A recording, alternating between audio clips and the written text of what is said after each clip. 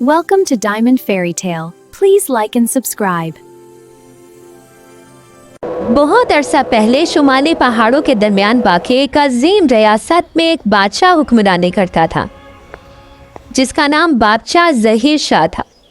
इसके महल के बागात में सुनहरी फवारे बहते, हर तरफ खुशबू और रोशनी का राज था। लेकिन बादशाह का दिल हमेशा उदास रहता क्योंकि इसकी 6 बेटियां थीं और वो एक बेटे की ख्वाहिश में बेकरार था। एक रोज़ शाम का वक़्त था। महल की फ़ज़ा में खुशी और बेचैनी दोनों गुल रही थी क्योंकि मलका ज़ीनत बादशाह के पास खुशखबरी लेकर दुआ करे बादशाह सलामत के इस बार बेटा पैदा हो। जिसे सुनकर बादशाह के चेहरे पर सख्ती छा गई और बादशाह निहायत गुस्से में बोला, इस बार लड़का पैदा न हुआ तो मिल्का मैं दूसरी शादी कर लूंगा। बादशाह की ये बात सुनकर मलका ज़ीनत का दिल खौफ से दहल गया और एक रोज बादशाह ने महल की दाई नैना को बुलाकर कहा, अगर इस दफा भी बेटी पैदा हुई तो तुम उसे कत्ल कर दो, मैं तुम्हें इसके बदले भारी इनाम दूंगा। फिर वो लम्हा आया और बादशाह के यहाँ एक हसीन बेटी पैदा हुई। मुबारक हो मलका साहिबा, आपके यहाँ बेटी पैदा हुई है जो निहायत हसीन और खूबसूरत है। जैसे ही इसने पहली बार मुस्कुराहट बिखेरी, इसके होंठों से खुशबूदार फूल झड़ने लगे। दाई नैना ने हैरत से कहा, ये बच्ची किसी जादुई ताकत की निशानी है, उसे बचाना लाजिम है।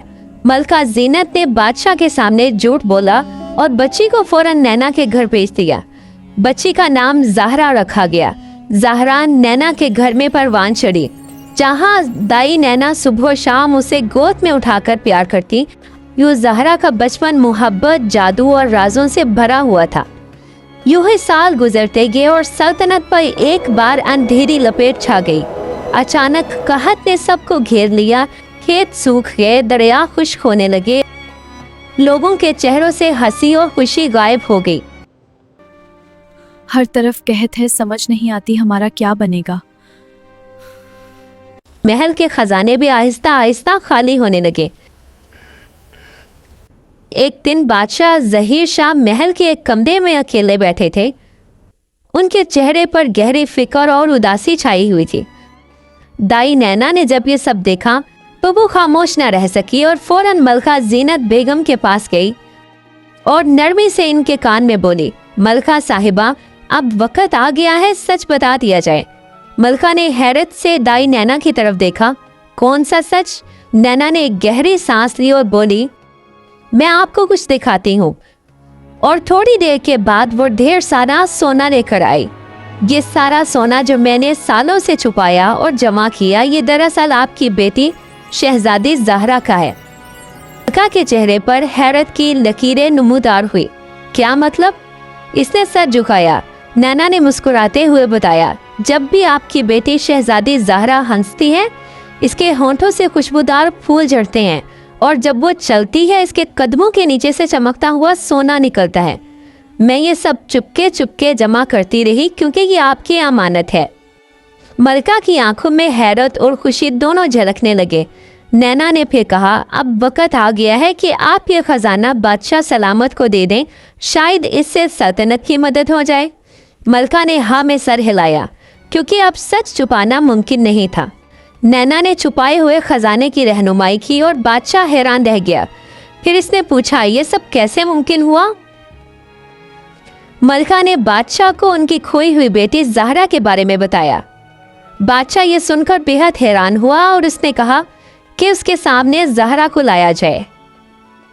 जैसे ही ज़हरा महल में दाखिल हुई, सब हैरान रह गए क्योंकि जैसे ही वो चलती, ज़मीन चमक उठती और जब वो हंसती तो फूल झड़ने लगते। बादशाह का दिल अपनी बेटी को देखकर नरम हो गया और इसने प्यार से अपनी बेटी को गले लगाया। इतने सालों बाद अपनी माँ और बाप को देखकर ज़हरा भी बेहद खुश हुई, लेकिन उनकी बड़ी बहनें नूर, लैला और माहीन हसरत से बढ़ गई। बादशाह ने अपनी छोटी बेटी के लिए अलग महल बनवाया जिसके सुनहरी स्तून, शफाफ दरीचे और जादुई बागात हर देखने वाले को हैरान कर देते। यूँ ज़हरा का जादू और मासूमियत सल्तनत की रोशनी बन गई और हर तरफ उम्मीद की किरणें जगमगा उठी। बादशाह ज़हीर शाह और मलका ज़ीनत बेगम को शहजादी ज़हरा से एक अलग लगाव था। शायद इसकी वजह ये थी कि वो इतने साल उनकी आंखों से दूर रही, या फिर उसकी मासूमियत। लेकिन बादशाह की बड़ी 3 बेटियां लैला, नूर और सनम, जो शहजादी ज़हरा से बहुत हसद करने लगी। एक दफा बादशाह ज़हीर शाह एक तवील सफर से वापस आया। इसके कदमों में थकन जरूर थी, मगर दिल खुशी से भरा हुआ था, क्योंकि उसे मालूम था कि इसकी प्यारी बेटी ज़हरा इसका इंतजार कर रही होगी। जैसे ही वो महल में दाखिल हुआ, ज़हरा अपनी छोटी सी आंखों में चमक लिए इसके सामने दौड़ती हुई और पुरसोज अंदाज में बोली, बाबा जान मेरे लिए क्या लाए हैं? बादशाह ने मुस्कुराकर उसे देखा और फिर अपनी सारी बेटियों को उनके तोहफे निकाल कर दिए। लेकिन जब ज़हरा की बारी आई तो बादशाह ने नरम लहजे में कहा, आपके लिए कुछ ऐसा जो आपको खुश कर दे और आपके दिल को सुकून दे। बादशाह ने जैसे ही डिब्बा खोला तो ज़हरा की हैरत की इंतहा न रही। अंदर एक जादुई पंखा नजर आ रहा था। दिखने में लगता था कि ये पंखा कोई आम नहीं है। ऐसा लगता था कि इसमें कोई खास जादू भरा हुआ है।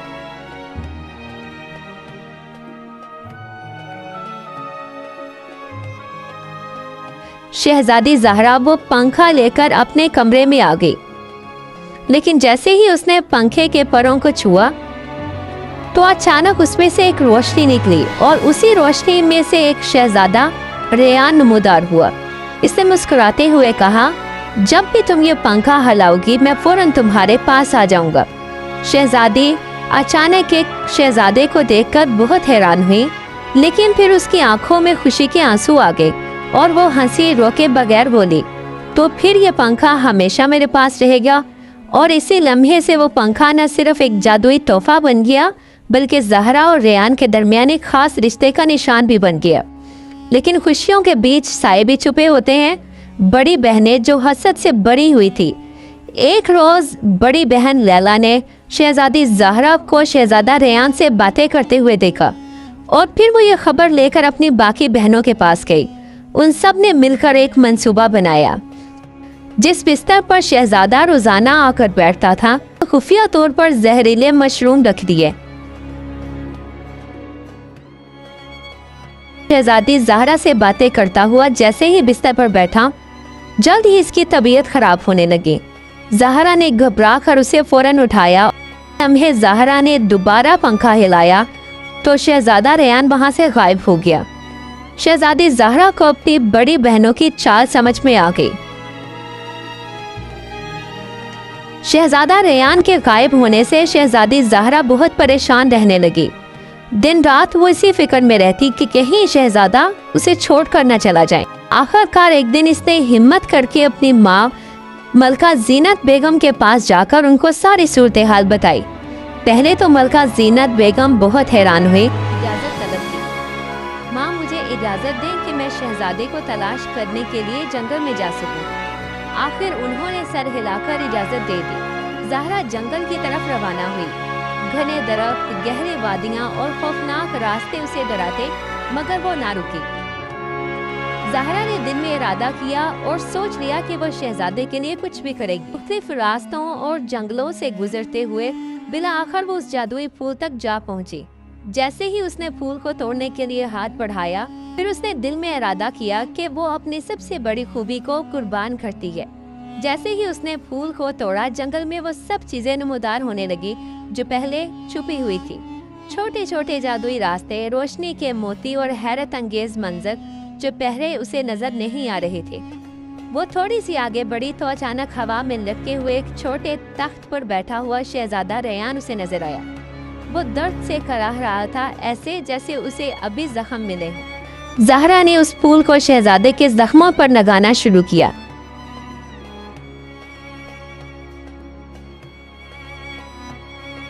और जैसे ही जादू खत्म हुआ, शहजादे की हालत फौरन बेहतर होने लगी। दर्द खत्म हुआ, थकन दूर हुई और वो जोर से हंसने लगा। शहजादे रेयान की सेहत बहाल होने के बाद ज़हरा और वो जंगल से वापस महल की तरफ रवाना हुए। महल पहुंचने पर बड़ी बहनें जो पहले हसद की आग में जल रही थी, इन्हें अपनी गलतियों पर शर्मिंदगी होने लगी। उन्होंने दिल की गहराई से माफी मांगी। यूं पूरे महल में खुशी की लहरें दौड़ गई। चंद ही दिनों के बाद शहजादा रेयान के वालिद भी महल पहुंचे और यूं शहजादा रेयान और शहजादी ज़हरा की शादी तय हो गई। शहर और सल्तनत में खुशियों की लहर दौड़ गई। लोग हंसने लगे, बागात दोबारा सरसब्ज हुए और खजाने में दौलत की चमक वापस आ गई।